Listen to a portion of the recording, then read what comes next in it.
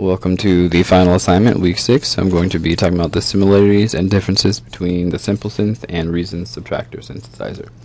And I'll start out by saying they both have three major sections, four I guess.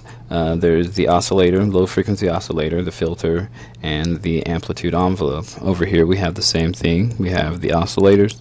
We have the low frequency oscillators right here. We have the filter section right here, and then we have the amplitude envelope.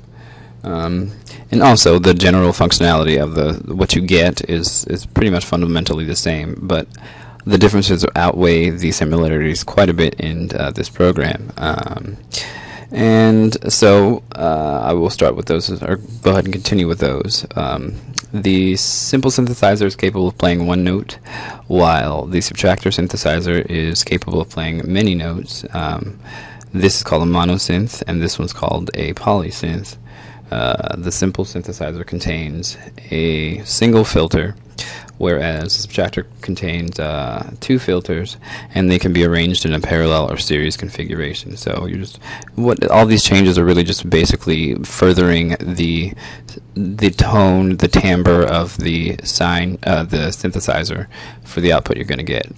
Alright, so the simple synthesizer only has ADSR knobs on the amplitude envelope, whereas the subtractor has ADSR knobs, or sliders in this case, on the modulation, the filter, and the amplitude. And you're just furthering that control. The simple synthesizer is pretty much graphical. Basically, most of it is graphical. Whereas the subtractors, there's no graphic representation at all, except for little pictures that kind of look like graphical icons, but not really. The simple synth has an option for playback speed, whereas the playback speed done on subtractor is done through the DAW.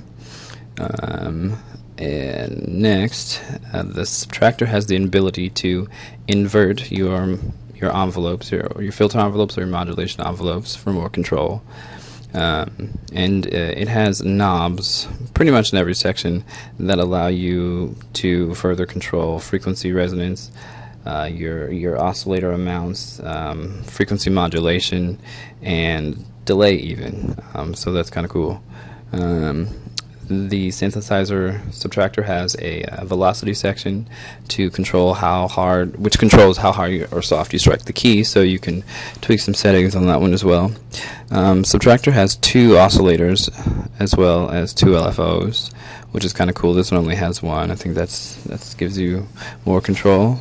And the unique thing for subtractor is it has phase offset modulation, which is basically the ability in a way to create another sine wave with a single sine. So you actually have two instead of one within one. And finally, there are pitch bend and modulation control wheels over here, and this one doesn't have that at all. So as you can see, there's quite a bit of differences. There's a few I didn't even mention, which are kind of irrelevant, but if you want to know more, you can always check out the manual for Subtractor. It's by Reason, Propellerhead, and I think it's a great DAW, and to let you know, this isn't even the only synthesizer they have in the program, so if you want to check it out, feel free. Thanks a lot. Take care.